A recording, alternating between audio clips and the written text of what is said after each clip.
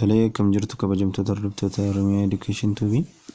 Har'a kan nuti wajjin ilaallu keemistirii kutaa 11ffaa bakka dhaabnee kaanee jechuudha. Innis shape of atomic orbitals kan jedhu irraa kaanee kan wajjin ilaallu ta'a jechuudha. Amma xumuraatti nu wajjin ta'an fi irraa keenyadha. Akkasumas hiriyoota keessan bukkeedhaan gaasiniin jenna. Kan nuti wajjin ilaallu har'a akkuma nama isinii kaasee shape of atomic orbitals kan jedhu kaanee wajjin ilaalla jechuudha. Jalqaba irratti sheeppii jechuun maal jechuudha? Dursa sheeppii jechuun maal jechuudha? Sheeppii jechuun boca waan tokkoo jechuudha. Afaan Oromootiin sheeppii jechuun boca wanta tokkoo jechuudha.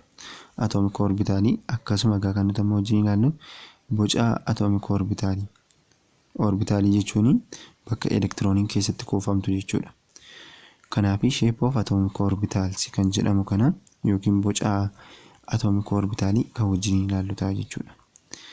The three-dimensional aspects of the orientation of the atomic orbitals are usually represented by drawing a boundary surface diagram that includes the highest probability or about 90% of the total electron density in an atom or in an orbital jedha. Kan jechuun akkuma beekamu orbitaaliin tokko dimensionii sadii ni qabaata. Atomic orbitaaliin tokko jechuudha. Kan inni ittiin ifa ta'u describe ta'u dimensionii sadii jechuudha. 3 dimensioniidha jechuudha. Kunis immoo boundary surface diagramiidhaan kan inni ibsamu. Fakkeenyaaf kun orbitaalii tokko inni taate as keessa electron density jira yookiin electroniitu baay'atee keessatti argama jechuudha. 90% probability electron density keessatti argama jechuudha. Kun kan inni ittiin ibsu 3 dimensioniidha jechuudha. Dimensionii sadii kan qabuun ifa jechuudha. Kanas maal jennee waamna? Boundary surface diagram jennee waamna jechuudha. Itti fufee maal jedha? Figure 1.15 show that the region of the greatest probability of finding an s electron is in spherical symmetrical space whose origin is the atomic nucleus jedha. Fakkii isa kanadha kan inni jechaaru. Jechuudha. Fakkii isa kana. Kuni s orbitaaliidha. Kuni 2s orbitaaliidha. Kuni 3s orbitaaliidha jechuudha. Asii akkuma isin argaa jirtanii 1s'n 2s'dha gadi, 2s'n immoo 3s'dha gadi. Akkuma isin argaa jirtanii jechuudha. Kun egaa maal nutti agarsiisa? Akka saayiziin orbitaalii dabalaa deemu yookiin gatiin inni akka dabalaa deemuun maaltu dabalaa jira jechuudha? Sheeppiin orbitaalichaa dabalaa jira jechuudha. Fakkeenyaaf asitti gatiin inni keenya akkuma kanaa dura isinii kaasee ture lakkoofsi tokko kuni gatii inni keenyaa bakka buuti. Isiin kun immoo gatii S'in kun immoo gatii L keenyaa bakka buuti. Yeroo hundumaa S'dhaaf gatii nuti kenninu meeqadha? 0dha jennee turre jechuudha. Akkasumas N'in keenya 2 bakka buuti jechuudha. N'in keenya 2 taati. S'in keenya immoo L bakka buuti. L'in keenya immoo 0 taati jechuudha. Akkasumas 3s'dha. 3 gatii N'iti. S'in immoo gatii L'iti. Innis 0 ta'a jechuudha. Kana jechuun egaa akka gatiin inni dabalaa deemuun quantum numberiin keenya akka inni dabalaa deemuun maaltu dabala jechuudha? Sheeppiin orbitaalichaa dabalaa deema jechuudha. Tufii maal jedha? The 1s orbital is the smallest. Akkuma argaa jirtan kun smallestidha. Kuni 1s irra caala. Inni kun immoo 2s irra 1s irra caala jechuudha. Regardless of their principal quantum number, all s orbitals are spherical. Asitti kan isin qabachuu qabdanii s orbitaaliin sheeppii akkamii qaba jedhamee inni isin gaafatame yookiin boca akkamii qaba jedhamee inni isin gaafatame spherical sheeppii akka inni qabu beekuu danda'uudha qabdu jechuudha. 1s'dha kuni 1s'n spherii qabdi yookiin bifa geengoo kan qabdudha. Kunis bifa geengoo kan qabdudha. Kunis boca geengoo kan qabdudha jechuudha. Kanaaf walumaa galatti s orbitaaliin hundumtiyyuu maal qabu? Spherical shape akka isaan qabanii beekuudha qabna jechuudha.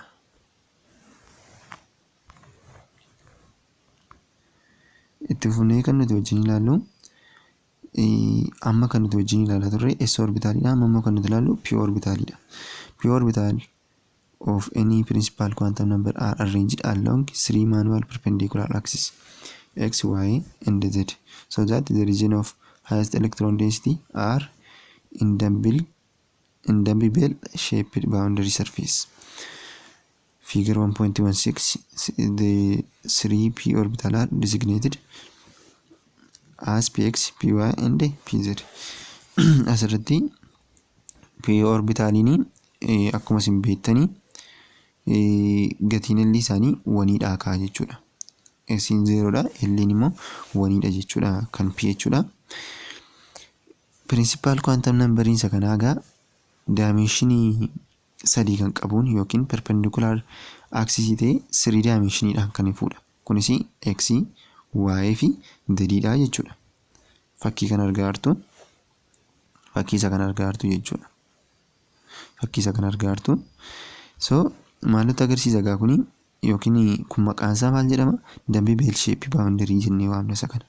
Dumbbell shape boundary jennee waamna jechuudha isa kana. Fakkii isa kana jechuudha. Isa kanas jechuudha. Kanaafi p orbitaalini bifa maaliitiin ibsama? Bifa perpendicular axisiitiin ibsama jechuudha. Yookiin immoo shape p orbitaalii maal jennee kaa'uu dandeenya? Dumbbell shaped boundary surface jennee kaa'uu ni dandeenya jechuudha. Kanaafi garaagarummaa px, py, pz wajjin ni ilaallu. Px akkuma isin argaa jirtanii maalirra oola?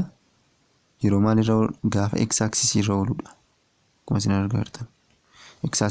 X axis irra gaafa oolu px jennee waamna. Py irra immoo gaafa oolu akkuma isin argaa jirtan kun haala kanaan jechuudha. Kanaan immoo maal jennee waamna? Py jennee waamna. Asii immoo akkuma isin argaa jirtanii asirraa jechuudha. Akkuma isin argaa jirtanii kun immoo y axis irra gaafa oolu maal jennee waamna? Py jennee waamna. Z axis irra gaafa oolu jechuudha. Asitti kitaaba keessan hin dogoggore kuni pz ta'uu qaba jechuudha. Maaliif z axis irra jira wanta ta'eef jechuudha. Kanaafi isii kana sirreeffadhaa. Haala kanaan jechuudha gaa p orbitaalini shape akkamii qaba jennee jedhame dumbbell shaped boundary surface akka inni qabu beekuudha qabdu jechuudha. Itti fufee maal jedha? Two level lobes of each p orbital lie along a line with a nucleus at their center. Akkuma gubbaatti ilaalle loobiini h p orbital lie along line nucleus at the center akka inni ta'e gubbaatti ilaalleerra jechuudha. Akkasuma immoo jechuudha. Akkasuma immoo gaafa fakkeenyaaf 2p ta'u nama p gaafa ta'udha. P qofaadha. Px jennee py jennee akkasumas pz jenne. Garuu immoo fakkeenyaaf gaafa 2p ta'u 3p ta'u gaafa 4p ta'u akkamittiin ibsinaa isa jedhamudha jechuudha. Kani asirratti 2 level jedheefi jechuudha. Fakkeenyaaf asirraa inni ilaalle innati isa kana jechuudha. Fakkii kana kuni maal isaati? Level isaati yookiin center isaati jechuudha. Center isaati jechuudha. Asii kun maalidha? Kuni z axis nutti agarsiisa. Kanaaf dz square jennee ibsina jechuudha. Isinii fakkii kana qabachuu qabdu yookiin shape kana akkamittiin qabanna jettanii cannaqamurra fakkii kana sammuu keessatti qabachuudha qabdu jechuudha. Haala kanaan ringiitti uume levelii 2 ta'e jechuudha. Levelii 2 ta'e haala kanaan jira ta'innaani z axis irra jira ta'innaani dz square akka inni ta'e beekuudha qabdu jechuudha. Akkasuma fakkii baay'eetu jira kitaaba keessanirra kanas yenna fudhattanii dx square minus y square dha kun. Maaliif y square fi x square ta'e isa jedhamuu fi danaa lamman isaa irratti argamudha. Asiis jira akkasuma asiinis jira jechuudha. Kanaafi dx square minus y square kanaaf jedhee jechuudha. haala kanaanii jechuudha. Itti fufee gaasitti maal jedha? Gubbaatti maal jedha? For instance, the three 2p orbital are classified as 2px, 2py and 2pz. Akkuma 2p mataansaa orbitaalota sadii of keessaa qaba. Inni tokko 2px dha, inni lammaffaan 2py dha, inni sadaffaan immoo 2pz dha jechuudha. 2pz dha jechuudha. Maal jedha? Higher principal energy level kana jechuun n greater than 3 have 5d orbitals in addition to 1s orbital, 3s orbital. Fakkeenyaaf n greater than 3 yenna ta'e, n keenya greater than 3 yenna ta'e, 4 fi 5 yenna ta'e jechuudha. Maal qaba jedha? 1s orbitalii akkasumas 3p taasee maal qaba? 5d orbitalii qaba jechuudha. Kanatti dabalatee jechuudha. 1s orbitalii, 2s orbitalii jira, 3p orbitalii, warreen kanatti taasee maal qaba? 5d orbitalii qaba jechuudha. Maaltu?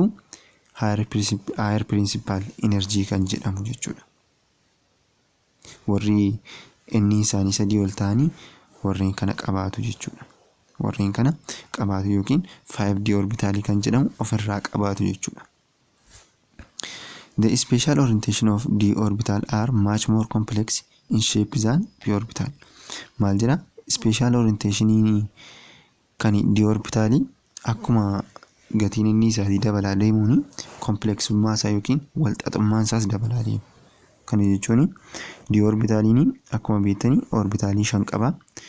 p orbitaliin immoo orbitalii 3 qaba jechuudha. Orbitalii 3 qaba. Kana jechuun orbitaliin tokko yeroo hundumaa elektiroonii 2 baachuu dandeessi. Elektiroonii 2 as elektiroonii 2 as elektiroonii 2. Walumaa gala orbitaliin 3 elektiroonii 6 baata jechuudha. Akkasuma d orbitaliin immoo elektiroonii 10 baachuu dandeessi yookiin orbitaala 5 qabdi jechuudha.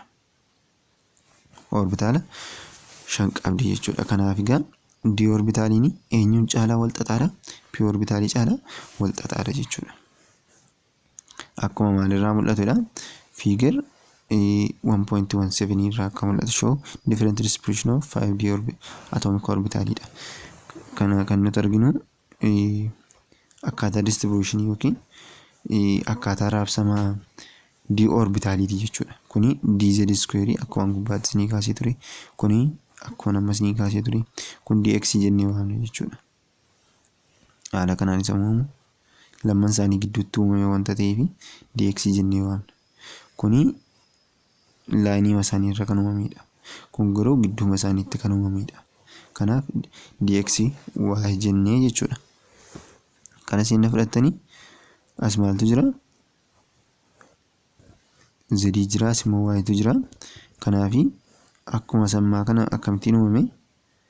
Gidduu isaaniitti uumame. Aaksisii kutee darbe jechuudha. Haala kanaan kutee darbe. Kanaaftuu d y z jennee waamna jechuudha. Akkasuma isa kana immoo inni fudhattanii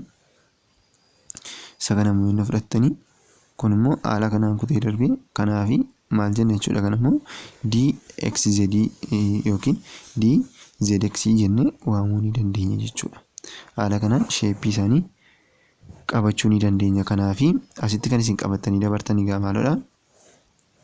Asitti kan isin qabattanii dabartanii s orbitaliin orbitalii meeqa qaba? Orbitalii akkuma gubbaatti kaasnee turre orbitalii tokko qaba. Innis sfeerikaalidha jechuudha. Sfeerikaal sheeppii qaba. Innis orbitalii tokko qaba jechuudha. Orbitaliin tokko immoo elektiroonii 2 baachuu dandeessi. Akkasuma p orbitaliin orbitalii meeqa qaba? Orbitalii 3 qaba. Orbitaliin tokko elektiroonii 2 baachuu dandeessi. Kanaaf tootaalii elektiroonii kan inni baachuu danda'u p 6dha jechuudha. Akkasuma d orbitalii 5 qabdi. orbitaalii 5 qabdi, elektiroonii 10 baachuu dandeessi jechuudha. Kana beekuudha qabdu jechuudha.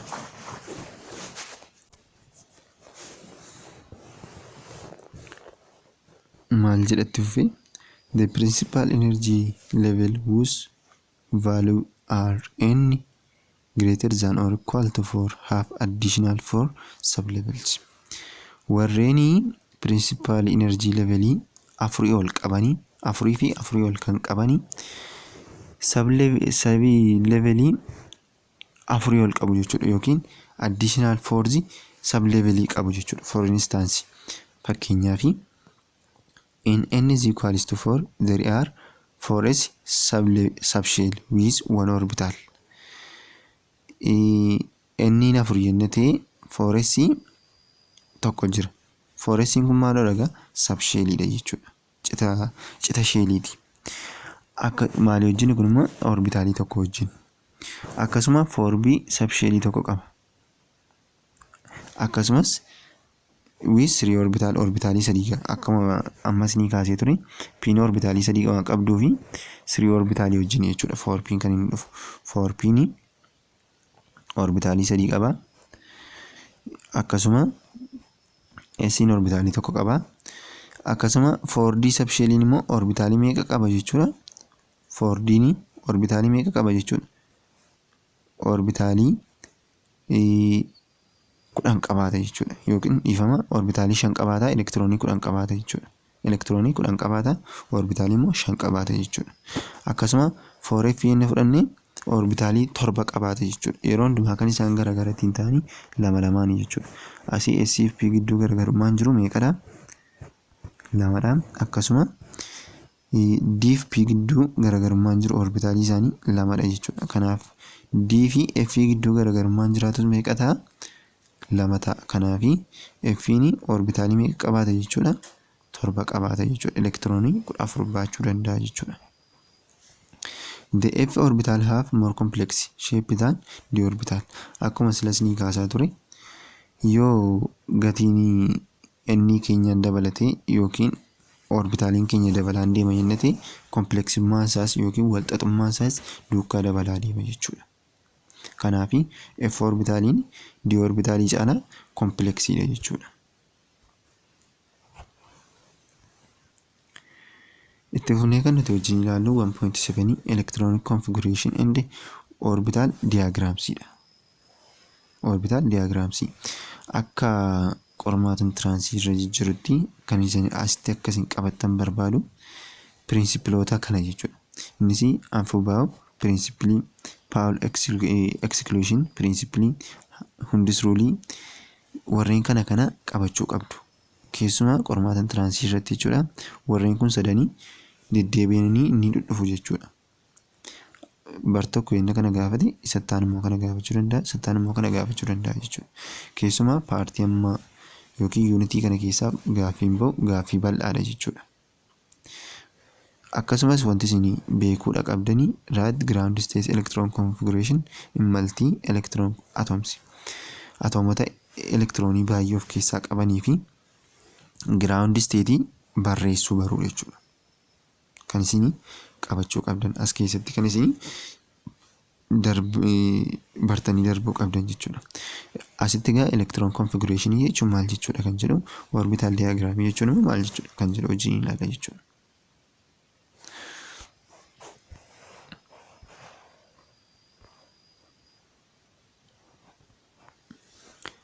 Maal jedha?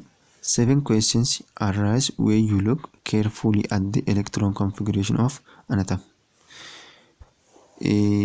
Gaaffii gurguddoo 7 kan ka'u yerootti kami? Yerootti nuti electron configuration ilaallu jechuudha. Sirriitti gaafa ilaallu gaaffii gurguddoo 7 ka'uu danda'a jechuudha. The answer to this question, it is necessary to know the basic principle governing the distribution of electron among atomic orbital. Gaaffii kana deebiitti kennuuf immoo gaaffii warra torbanii kanatti deebii kennuudhaaf immoo pirinsipilota yookiin qajeelfamoota raabsamni elektiroonii irratti hundaa'u beekuudha qabna. Isaanis seerota sadan gubbaatti beekuu qabdu isiniin jedheedha jechuudha. The electron configuration for any atom is governed by the following three principles. Electron configuration yookiin raabsamni elektiroonii kamiyyuu pirinsipilota warreen sadinii ammaatiif kan gubbaatti ilaallee fi maalodha isaan jalatti bulu jechuudha. Isaan irratti hundoofneeti jechuudha kan nuti configurate goonu. Isaanis tokko Anfubaa or building up principle kan jedhamu jira. Kana jechuun maal jechuudha? This is a scheme used to reproduce the electron configuration of the ground state of atom by successive filling with electron in specific order or the building up order. Kana jechuun Anfubaa principle yookiin building up principle jechuun maal jechuudha? Ground state tokko isa tokko jechuudha. Fakkeenyaaf asessi jira yookiin amma fakkeenyaaf P'n orbitaalii meeqa qaba jenne? Orbitaalii 3 qaba. Elektiroonii meeqa qaba jenne? Elektiroonii 6 baachuu danda'a jenne. Kanaaf amma fakkeenyaaf atoomiin tokko elektiroonii 3 qaba kan jenna ta'e iddoon kun elektiroonii 2 baachuu danda'a. Kunis elektiroonii 2 baachuu danda'a. Inni kunis elektiroonii 2 baachuu danda'a. Garuu jechuudha as keessa tokko keenye finnee asii meeqan keenyu jechuudha yookiin immoo as keessa lama keenye finnee as tokkon keenyu jechuudha. Maal goona orderii isaatiin sakkeesiifiidha jechuudha. Tartiiba isaatiin kan nuti keenyu jechuudha. As keessa tokko keenye jalqaba hundumti isaanii meeqa fudhachuu qabu tokko raabsatu jechuudha. Kana booddeedha warri kaan kan isaan lama dabalatan. Yookiin kan inni lama ta'u jechuudha. Fakkeenyaaf 4 jenna ta'e asitti lama goona jechuudha. Jalqaba isa kanatu fudhata jechuudha. Kana booddee warri kun itti daddabalachaa deemu jechuudha. Kana maal jennee waamna? Anfubaa or building up principle jennee waamna jechuudha. Kan inni ibsuu barbaade isa kanadha jechuudha. In general, electron occupy lowest energy level orbital available before entering the higher energy orbital. Akkuma ammas ni kaasidha. Lowest energy level erga guute booddee gara higher energy levelitti yookiin orbital levelitti darba jechuudha. According the ground state electron configuration of an atom are obtained by filling the subshell of in the following order: 1s, 2s, 2p, 3s, 3p, 4s, 4d, 4p, 5s. Haala kanaan deema. Kana jechuun fakkeenyaaf 1s jedhee 1sdha asirrattuu keenya. Akkasuma 2s jira. 2s kanarra darbee san naqu jechuudha. 2p naqu jechuudha. Fakkeenyaaf elektirooniin tokko elektiroonii 4 qabaatu. Elektiroonii 4 lama sirra keenya irraa asii irra dabarree finnee asirra lama keenyu jechuudha. Asirras lama keenyitu yoo irraa hafe p irratti barreessina jechuudha. Kanaaf anfubaa pirinsipiliin kanadha jechuudha. Kanas qabachuudha qabdu jechuudha yaada isaa. Kun egaa diyaagiraamii isaati. Diyaagiraamii anfubaa or building up pirinsipiliiti jechuudha. Akkuma nama gubbaatti isinii kaasaa ture. Jalqaba 1s ta'a. Ittaanii 2s dhaqa. Ittaanii 2p dha. Ittaanii 3s dha. Ittaanii 3p dha. Ittaanii 4s dha. 3d, 4p, 5s jechaa deema jechuudha. 4d, 5p, 6x jechaa deema. Haala kanaan jechuudha kan inni guddachaa deemu, kan inni dabalaa deemu jechuudha. Kana egaa building up principle kan nuti jennu itti aansee seera lammaffaa kan nuti wajjin ilaallu Hundis principle kan jedhamu wajjin ilaalla. Hundis principle immoo maal jedha? Equal energy orbital degenerative orbital are each occupied by a single electron before the second electron of opposite spin entering the orbital. Akkuma ammas ni kaasee ture warri equal energy orbital qaban fakkeenyaaf 2p 2py 2px akkuma ammas ni jedhee gubbaatti ni kaasee ture 2p ni orbitaliin 2p jedhamu orbitaalota sadii of jalaa qaba. Isaanis 2px, 2py fi 2pz dha. Isni kaaseera jechuudha. 2p z dha jechuudha. Akkuma nama gubbaatti isni kaaseegaa inni kun ergaa elektiroonii bifa kanaan bifa kanaan fudhatee booddeetu inni kunis guuta jechuudha. Haala kanaan lama guuttatu. Isa kanaan hundis ruulii jennee waamna. Kan isin waliin dhahamuu hin qabne yeroo hundumaa degenerative orbitaalii ta'e jennaani seerri sun eenyuun ilaallata jechuudha. Hundis ruulii akka inni ilaallatu. Equal energy orbitaalii jedhee isinii kaa'eera taanaanii hundis ruulii akka inni qabatu beekuudha qabdu jechuudha. Kunis opposite spinii kan nuti jennu yeroo hundumaa elektirooniin kan inni ittiin barreeffamu opposite saayiniidhaan. Kana jechuun elektirooniin tokko akkasitti jennachi achi ol galagalte inni tokko immoo haala kanaan barreeffama gadi galagalee jechuudha. Inni kan biraan amma fakkeenyaaf akkasidha. Ittaanes akkas ta'a jechuudha. Haala kanaan kan inni deemu. Opposite spiniidhaan jechuudha kan inni ittiin deemu. Haala kanaan kan inni ittiin deemu jechuudha. Kanaaf egaa equal energy orbital kan nuti jennu warra orbitaala tokkorraa ijaaraman fakkeenyaaf 2p 1s yenna fudhannee S'n kuni orbitaalama tokko qaba. Kanaaf equal energy orbitaalii isaa wajjin egaa yenna raabsamatee utuu opposite spiniidhaan hin kaa'amini dursa tokkoon isaaniitiif hirama jechuudha. Akkasuma diidhaaf hin fudhanne jennate orbitaalii 5 qaba. Orbitaalii 5 sana keessa haala kanaan jechuudha. Orbitaalii 5 qaba. Orbitaalii 5 sana keessa spinii jalqabaa positiiviidha jenna keenya achi wal galagashinee jechuudha. Itti aansinee erga isaan hundumti isaanii tokko waliin geenye booddee galagashuu jalqabna jechuudha. Kanaan maal jennee waamna? Hundis pirinsipilii jennee waamna jechuudha. Kanas qabachuudha qabdu. Itti fufee kan nuti wajjin ilaallu Paul exclusion principle kan nuti wajjin ilaallu jechuudha. No two electron can have the same for quantum number. Kun immoo salphaadha. Paul exclusion maal jedha?